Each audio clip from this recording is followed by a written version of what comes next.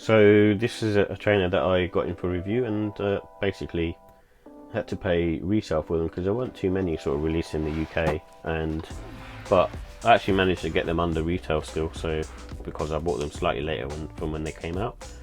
And it's the Air Jordan 12 Playoff, and it's in this sort of white and black silver colorway with the sort of red hits on the tongue and on the back. And it's a cool sneaker, and it gives me sort of Timberland boot vibes, and it kind of pretty much looks more like a shoe, a boot shoe versus a trainer, and it's obviously designed intentionally like that, and each sort of Jordan silhouette is unique in its structure and design.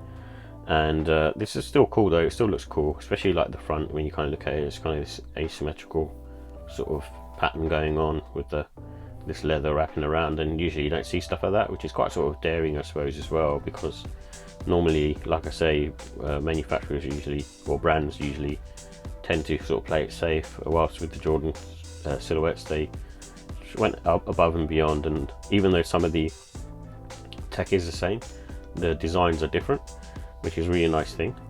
And I like the fact that it's all kind of leather, and this leather quality feels sort of nice to the touch, and then you got this sort of pebbled leather on the front, and then the tongue is also in leather as well, so it feels quite sort of premium and, like I said, shoe-like. And then you got the Jordan on the back, which is sort of quality inspired by the greatest player ever. And this is part of his second three-peat, so I think this is the fifth championship that he won in. So it's a really cool sneaker, and still sort of iconic. But it's not something that I'd just wear nowadays, in all honesty. But still cool to sort of have.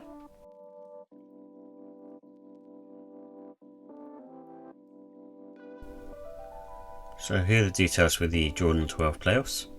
It comes in a white, Varsity red and black colourway. And these have a Phylon midsole and rubber outsole.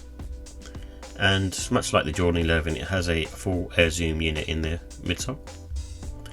And it's made up of all leather upper. And the price was £190.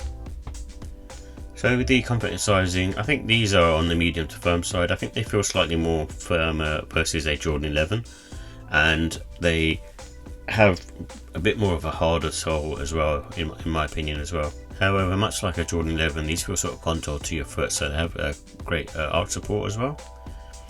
And I think the wearing time for these is probably around the 6 to 10 hours mark, because of the fact that the leather is quite sort of thick and tough, in my opinion, and also the outsole being quite sort of stiff, almost feels like a trail shoe, so you have to give it a bit of time for it to wear in. And I think true to size does work on these, so you can go true to size. I think they should be fine for that. And the grip is great on these as well, so it's very similar to a Jordan 11 with the herringbone traction.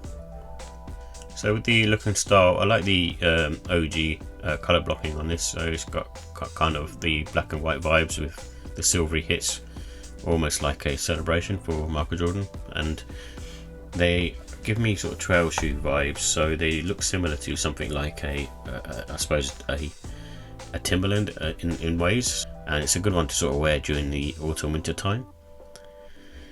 And like I said, it's one of those ones, because it looks more shoe-like, I think you can dress them sort of smart casual, and they have a slightly different sort of pattern on there versus a sort of standard sort of trail boot.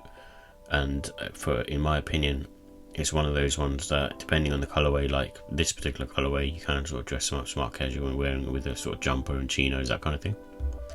And I think it'll go good with the black laces, but you could also try red and sail as well.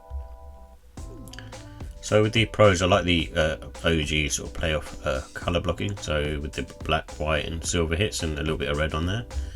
And I also like the full length air zoom in there as well, it's really nice. And it does have good quality leather as well, so it'll just take a bit of time to break in. So with the cons, I think the cost is on the slightly high side. So with the look and style, I think this particular pair I'd give it a 5 out of 5. I'm not really a Jordan 12 fan, to be honest, and it's not something that I'd wear now, but I do appreciate the sneaker for what it is. But I think if it was another colourway, I'd probably be giving it a slightly lower rating, but this one's really wearable in my opinion, and it's still a classic at the end of the day. And the comfort, I give it a 4 out of 5. It's much like a Jordan 11 in my opinion, and it's probably slightly more stiffer. And the quality, I give it a 4. It's not like amazing quality, but it's really good still. And the pricing is more, you know, again on the high side, so that's going to get a 4 as well from me. But overall, I still give these a 5 out of 5 because it's just sort of such an iconic and easy to wear silhouette. It's just not something that everyone will kind of wear nowadays, and me in particular, I probably won't be wearing Jordan 12s too much.